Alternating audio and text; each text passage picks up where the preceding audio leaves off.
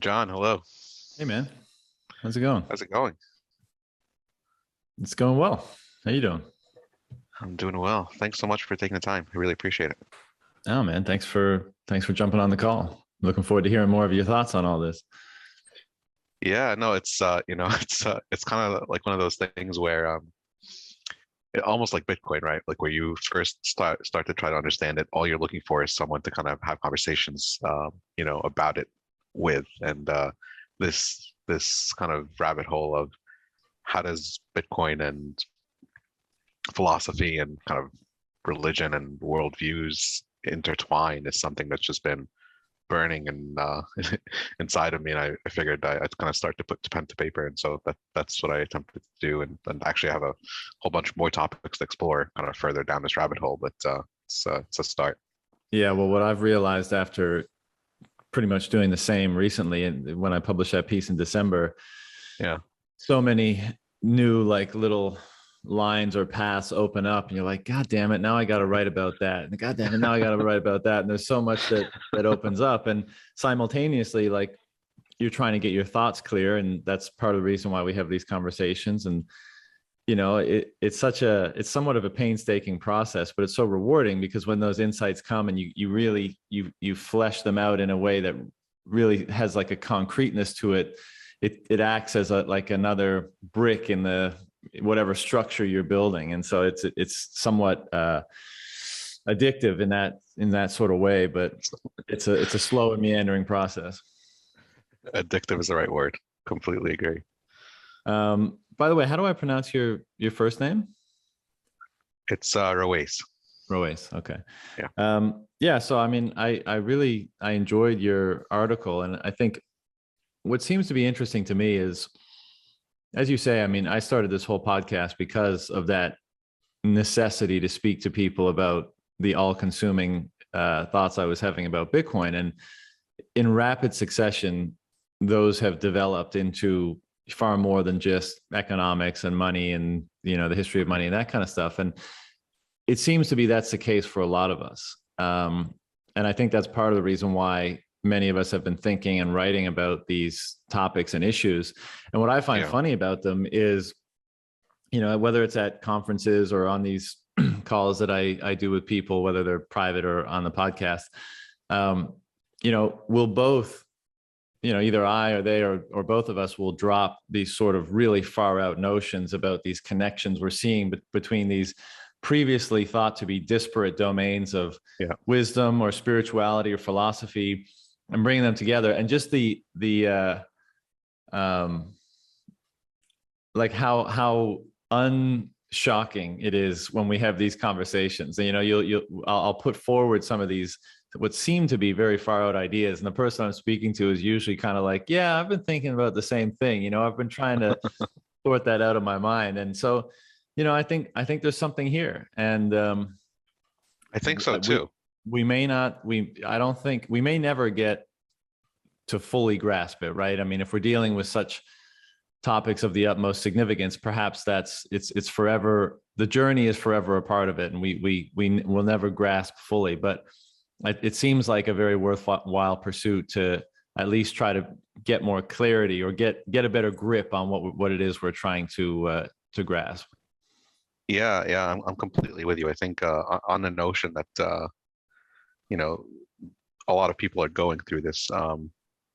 One of the one of the people that is now becoming more popular in kind of the Bitcoin influence circle had reached out to share this essay and kind of just get feedback. And before I published, and he was instrumental in helping me write it. But one of the things that kind of having conversations about this after was that he had, and I'm not going to share the person just because I don't have permission, but he had very deep spiritual um, events, I'll call them, coming out of his exploration of this. And I don't think it's random. I think, Mm. I think in a sense, this is why I love the phrase Bitcoin is, right? The truth is, right? And it what Bitcoin is amazing at doing is helping people who seek truth find it, right? Bitcoin exists, and people who are getting it get it because they are seeking truth, and they're seeking understanding, they're seeking wisdom, and they're seeking um, making sense of the world in kind of in an objective way, right? Where they're not throwing in their biases and clouding their judgment with things that they think that, the world works in a certain way. Bitcoin just doesn't care about your views on it, right? And that's one of the most amazing things about it. But in the same way, people who go through that journey and discover that and learn to align themselves with objective truth also start to seek that objective truth elsewhere, which is actually one of the reasons why I wanted to kind of tie Christianity with Bitcoin. At the time, this is funny. I started to write this in October 2020, a long time ago, way before I published it. And I didn't give it as much time as I should have at the time. And as I was getting ready to kind of push publish, the book Thank God for Bitcoin came out, and I was thinking that I'd be the first one to kind of do kind of full cross-examination of the subject of how Christianity and money and Bitcoin kind of intertwined. Then the book came out, and I was like, wow, okay, I better take a look at this book to make sure that I'm not saying anything that is inappropriate or duplicating something that someone figured out and taking credit for it. So got the book, read it, completely aligned with it, but then I noticed that the book was kind of more for a general audience and more for people who are trying to look at Bitcoin from a Christian worldview and really kind of the mechanics of it and what it does for the world, which I think is really valuable. And I think it's going to be instrumental to a lot of people as they kind of go through this journey. What I wanted to do more of, though, is kind of focus more on kind of the teachings of Christianity from the Bible, really more for, one of the things that I started to think about is, when, and I'm actively involved in our church, right? When the priests in our church get around to this idea and start to think about, we need to have some Bitcoin on the balance sheet. How will I explain it to them, right? They'll probably kind of put out some kind of survey to the congregants and ask, who knows about this, who can help us. And so I figured I kind of preemptively prepare that. And in so doing, I think it revealed to me, and that's the advantage of putting pen to paper, is it kind of reveals things to you as you kind of go through it. But it goes back to what is truth, like what is reality, and what is, it's not subjective, right? I think people who kind of get onto the Bitcoin bandwagon, if you will, discover that there is such a thing as objective reality, right? And it's not just whatever we want reality to be.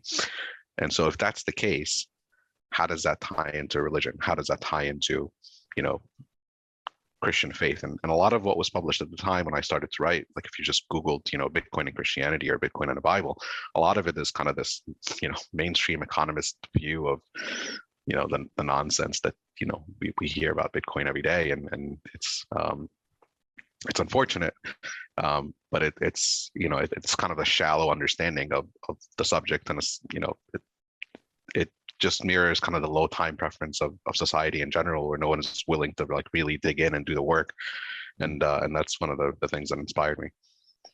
Yeah, well, I'd like to ask you about a bunch of those things, but I think I might know the person you're referring to, but I will also not speculate right now. But it is interesting because it seems almost like there's some kind of like combinatorial explosion of wisdom or insight that Bitcoin facilitates. And this bestows on some people such a profound alteration in their perspective or consciousness that they have something akin to what appears to be a spontaneous mystical experience, as far as my own research on the subject is concerned or contextualizes such an event. And, that seems so absurd from, an outside perspective, perhaps, but anyone who's spent enough time in the Bitcoin rabbit hole, I think even if it still seems outlandish, I think you can appreciate that it brings together so many disparate fields of information and a changed perspective and insights into all those fields and how they might converge, that you might be able to see how they could converge so powerfully in one moment that it kind of overwhelms you temporarily and delivers something very abnormal or atypical from the perspective of normal waking consciousness. And from what I hear, this is not this person that we're both seemingly referring to, or maybe we're referring to different people, because what I'm going to say is it's not only this person who has had that kind of experience. There has been others. And so that's another real interesting data point, just to point to how unique and mysterious what's happening here really is, that it's having the type of effect that previously was exclusively the domain of, well, let's say, spirituality and religious experiences, altered states of consciousness, however they may be facilitated throughout the various traditions of the world since time immemorial, be it psychoactive plants, ordeal poisons, rhythmic dancing, drumming, exhaustion, fasting, etc. Or, near-death experiences. That's another domain where these things tend to happen. And so to put like Bitcoin epiphany sort of thing in that mix is really bizarre. But what makes this pursuit of trying to understand why so interesting. One of the things, first I'll preface this by saying, like, I don't ascribe to a particular faith at the moment. So like I may ask some questions or come from an angle that I hope it doesn't seem disrespectful or anything like that, when I prod and poke and question and stuff like that. But it is interesting, as you say, like once people begin to realize that an absolute truth is possible, and I think many of us are coming around to the perception that Bitcoin represents a type of absolute truth. Now, it's not like absolute, like if an asteroid hit the Earth and took out all the satellites, like Bitcoin is gonzo, right? So it's like there's a spectrum of absolute, perhaps, and that even kind of contradicts the term, but it's more absolute than perhaps anything we've ever engaged with, right? And that seems to open up the landscape or the possibility of not only the possibility that absolute truths might exist, but the value of them in terms of how you might use or align with them to orient yourself most optimally or most properly in the world, something like that. And I think that's part of the reason, I'm sure there's many reasons, but part of the reason why the deeper you go down into Bitcoin, the more salience people seem to feel, or at least openness to the ideas of traditional religious beliefs and spirituality, seemingly focused on Christianity, though that may be a sociocultural and geographic, there may be a geographic influence in that, to these ideas. And these are things that I've been exploring in the podcast and obviously in that piece of writing. And, what I was hoping today, just to get your take on why that may be happening, and whatever other thoughts you may have on the relationship between the two. Yeah. And so, John, I want to just preface by saying thank you for kind of being open-minded to think through this. And, like I said in the beginning, I think there is an objective truth. And I think if and my belief is it's true, but if a God exists, right, to borrow a phrase from Sailor, there is no second best, right? In that there can only be one, right? There can't be, I think it's hard to logically reason through an existence of multiple deities that have, differing viewpoints on, certain matters, right? And what is right and what is wrong, for example. And so I'm really glad that you're kind of going through, I like that you prefaced, your situation by saying that you currently don't ascribe to one worldview. And I think that's fair, but I think there is something to your point, that there is a data point here that's kind of driving people who are kind of going through this journey again, whether they were Christian or were atheists and kind of are going back to Christianity or finding Christianity for the first time, or coming from other worldviews. There's something to that. There's something to people who are objectively, without as much as they can, putting their subjectivity aside and their biases aside, kind of being funneled towards Christianity. And again, this is still kind of early on. I think people will kind of go through their own journeys and find it on their own. But there's I think there's an immense similarity to how people find Bitcoin. I'm Bitcoin class of 2017, right? I didn't know what Bitcoin was, thought I missed the boat, wanted to get in to make a quick buck, got into all kinds of altcoins and that rabbit hole until thankfully at the time that I did, when I wanted to like figure out why is Bitcoin different, the book by Saifedean, The Bitcoin Standard, was available and kind of helped me see why Bitcoin is different in kind of a very fundamental way that I think a lot of people, end up today finding. And that, that is because I wanted to figure out why Bitcoin's different. That is because I wanted to do the work to understand. And then I think in a similar fashion, when people go down this journey of, okay, maybe a God does exist, maybe my worldview of, no objective truth isn't right. What is truth? What is reality? What is our purpose on earth, right? Like, why are we here? What happens after we die? All these questions, when people start to seek them out and try to form an understanding, it takes proof of work, right? It's not, there is no, one magic pill that all of a sudden people will have kind of a complete understanding of this, and not that I do. But I think that there is the similarity between going down the Bitcoin rabbit hole and understanding what money is and what Bitcoin is and how it solves, so many of the problems that we have in society today, is a very similar journey to people discovering, I think, truth and what at least what I think truth is, and how the world orients around that. Mm-hmm.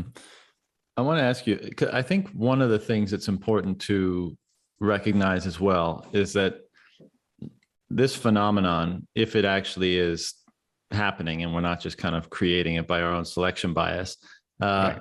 I think, it's obvious that it's more than just the emergence of Bitcoin, right? So another obvious influence here could be the work of Jordan Peterson over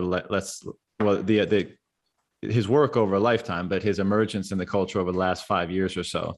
And to say that his way of investigating, particularly the Christian faith, has, I think, been very amenable to a lot of people that prior dismissed it for a variety of reasons. And his way of explaining it, or at least introducing a psychological, philosophical angle, or just a perspective on it that people hadn't heard before, I think has opened people's minds to make them more receptive to the potential validity of the ideas and values and truths and principles that are contained in that system of faith. And so that's happening simultaneously to the emergence of Bitcoin, simultaneous to the emergence of the internet and the ubiquity and ease of transferring and sharing information. So there's many things happening. And that's actually one of the things that intrigues me a lot, and why I'm very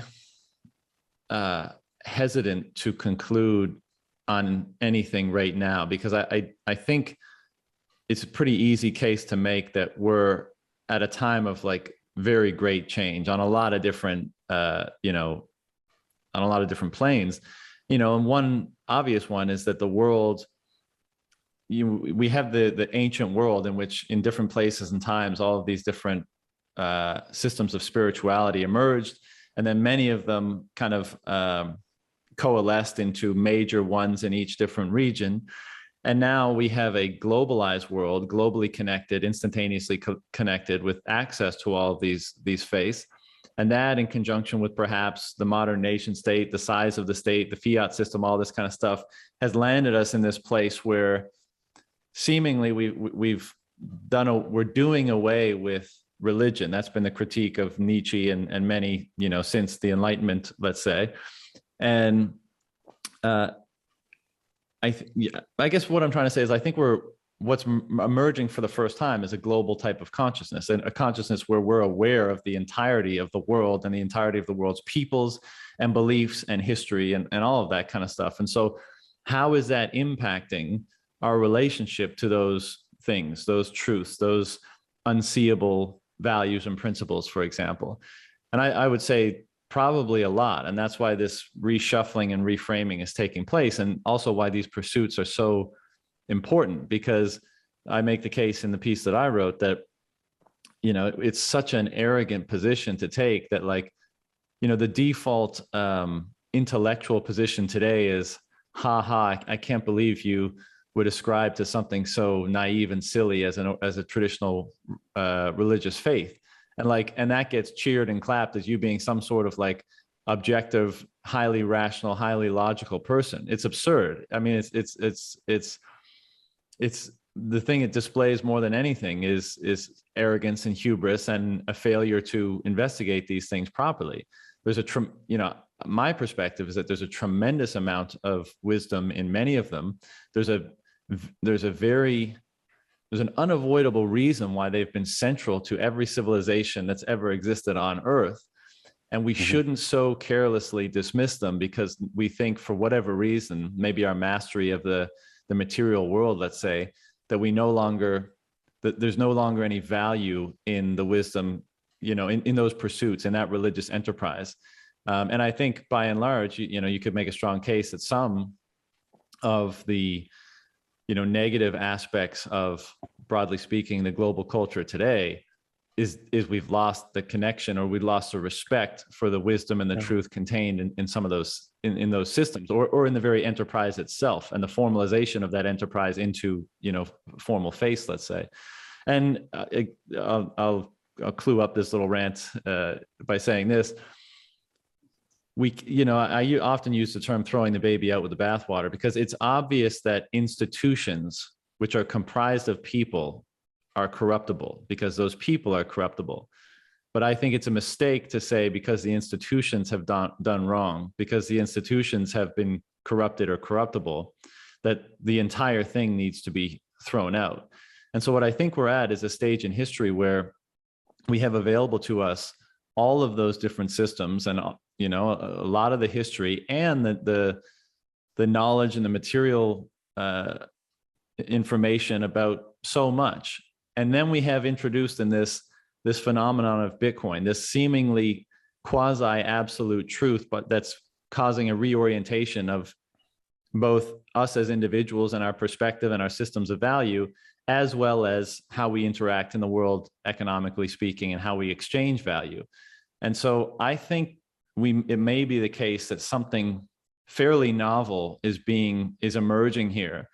And I want to be very careful not to conclude early that what's happening is, the reemergence of something that came before versus the emergence of something new, which may be a recapitulation of something that came before. It may be a combination of many things that came before with something new.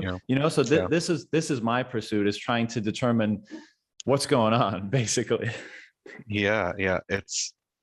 This is, make of this what you will. I don't think it's a coincidence, but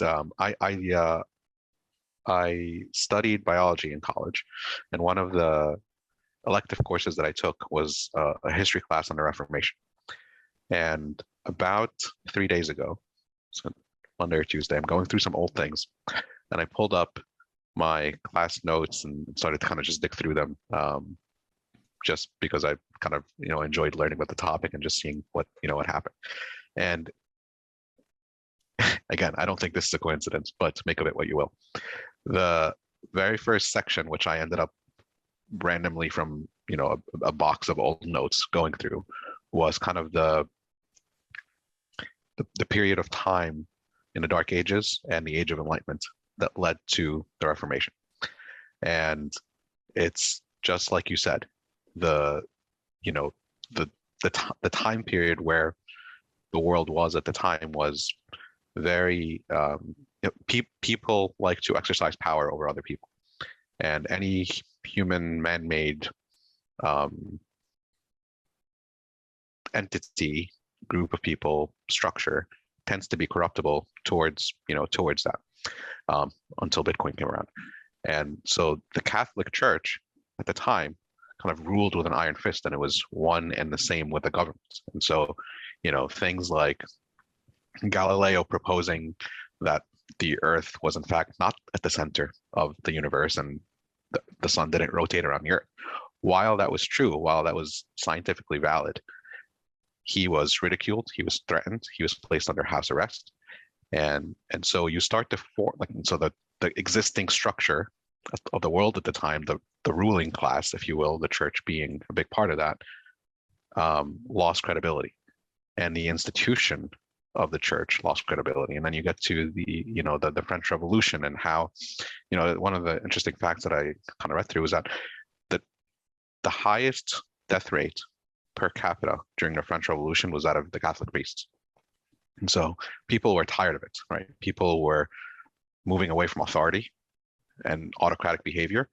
And, because of what the Catholic Church at the time had done, they kind of built God as in kind of an evil dictator. But if you look at, the entirety of history, it is where, the time period where now is kind of the abnormal part, right? Where, historically speaking, people had always believed in some kind of deity, God, let's call it, that was responsible for what we see in the world, was responsible for the good in the world, was responsible for creation, was responsible for the existence of man. And that was, historically speaking, the norm.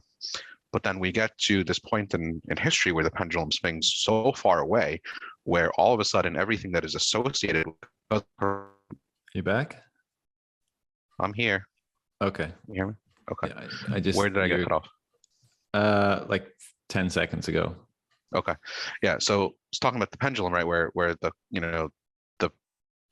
church was seen as this evil institution because of its autocratic nature, and because of the corruption that came with being in power, and because of the reliance. And here's the other kind of parallel: because of the reliance on the people in the church and the teachers and the people who were actually educated from the church, their word became truth.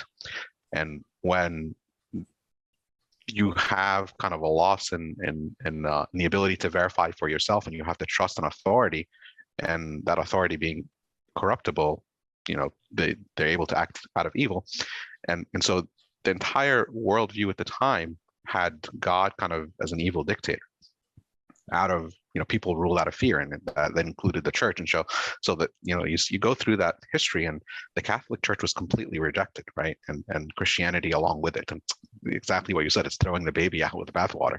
I don't think it's a coincidence that 3 days ago I randomly stumbled on this box of notes that I had there that got into this. But this, this pendulum swinging the complete opposite way was basically the view of atheism, where, the only way we can grow intellectually as a species, and this is reasonable for the people at the time, I don't blame them at all, was to remove God from the equation. Whereas historically, the existence of God was a foundation in people's lives. And so they literally created this the statue. They called, I don't know if you know this, but they called her the goddess of reason, and basically paraded the goddess of reason, the statue that they made, and took it to Notre Dame at the time, and they basically declared that only reason should be worshipped. And they burned Bibles. They, there was images of Christians being hanged in forests, and this age of enlightenment was basically also known as the Reign of Terror, where people had swung so hard the opposite way, away from the institution of the church and Christianity with it, and the view of God, because they viewed God as kind of a barrier to the truth. And so, it's funny because you see this pendulum swinging the other way, where basically the Catholic Church people were frustrated with it, and rightfully so, for so many years, and because of the abuse of power, the people that were fighting back against that then became themselves guilty of that same issue, right? Where you could only, only reason is to be worshipped, where, it's you turn reason into the God that you so despised, and you do the same things that people that you were rebelling against were doing.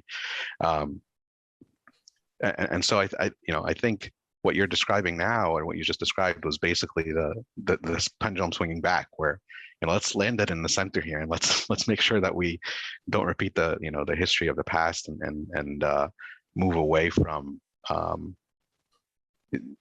we swung so far to the opposite end where it's no longer rational, right? It's one of the things that I also find interesting, right? Where in the beginning journey of my learning of Bitcoin,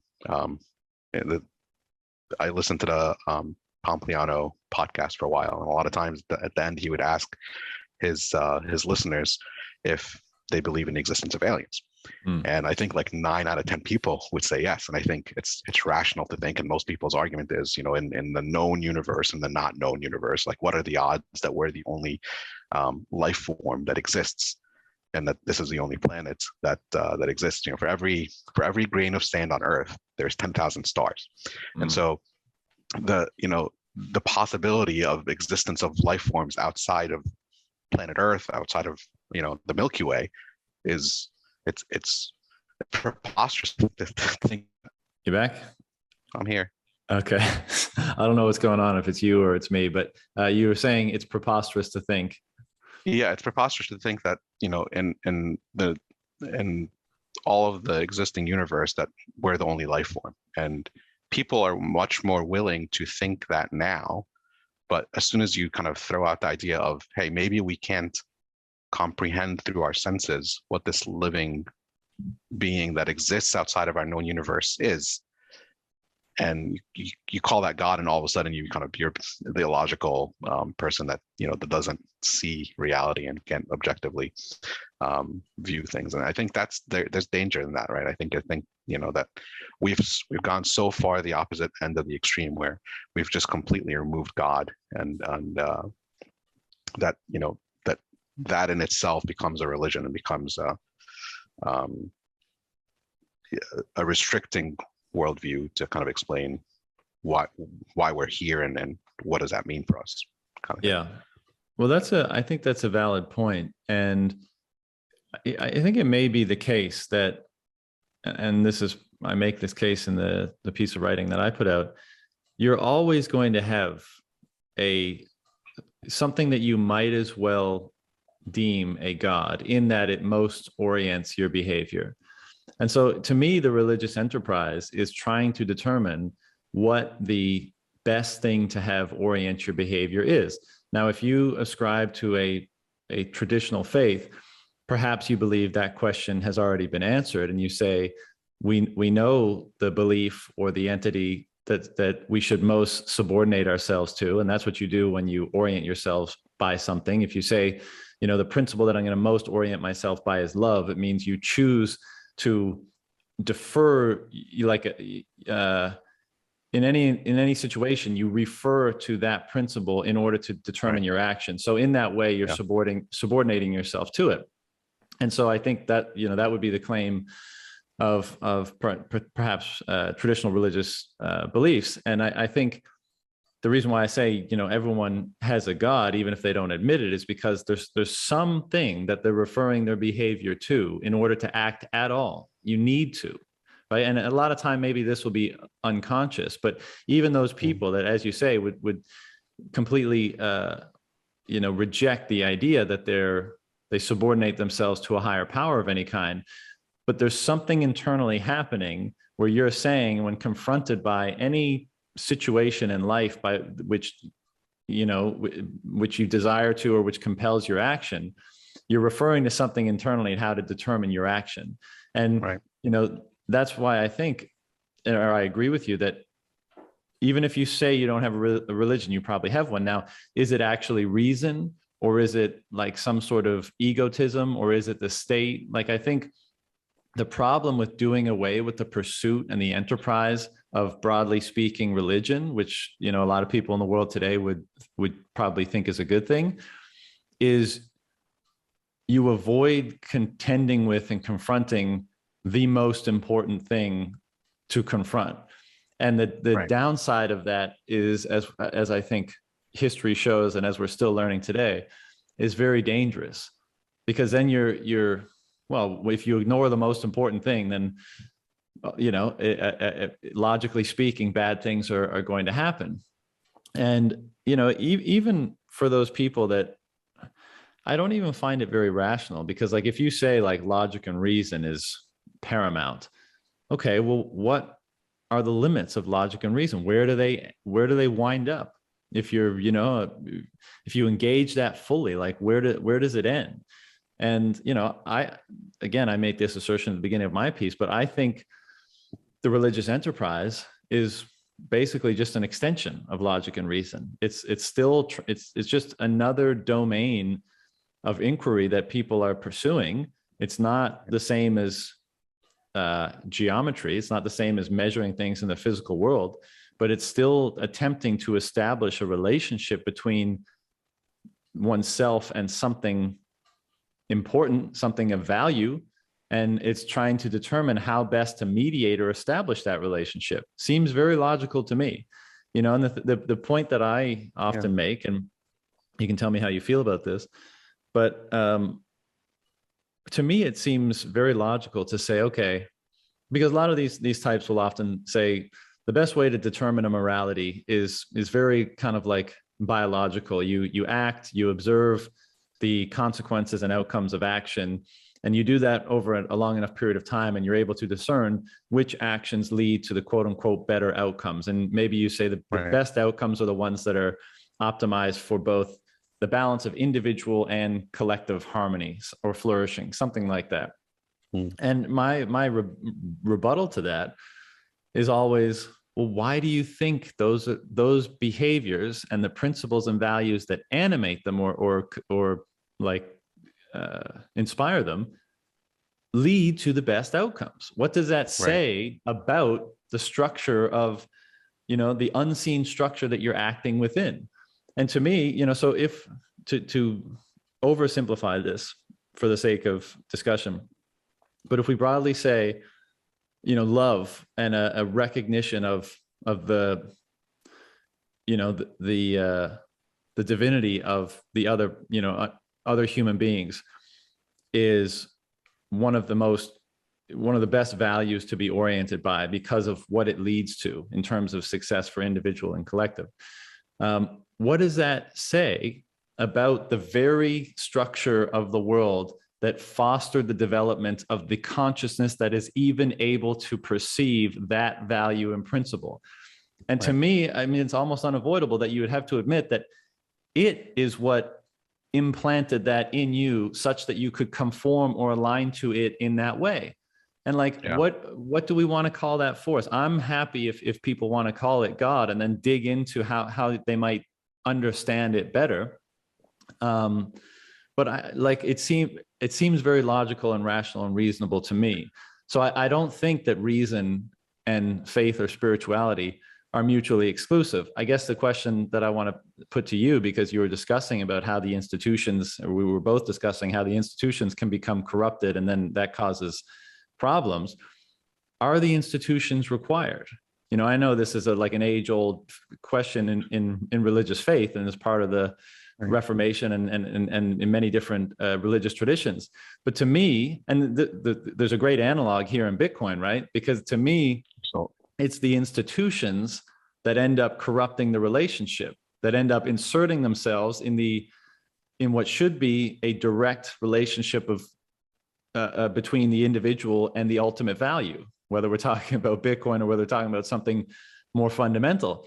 And so, is the institution the problem? And well, I guess that's the question. Yeah, I think there's so many things that you were describing there that I want to kind of try to tie them all together. I think, sure. I think that if you look at kind of the beginning of history, and let's put on the kind of the Christian worldview for a second, just to kind of examine it through that lens, if I may. When you go back to kind of the Old Testament and the teachings of God's people in the Old Testament, they didn't have a king, right?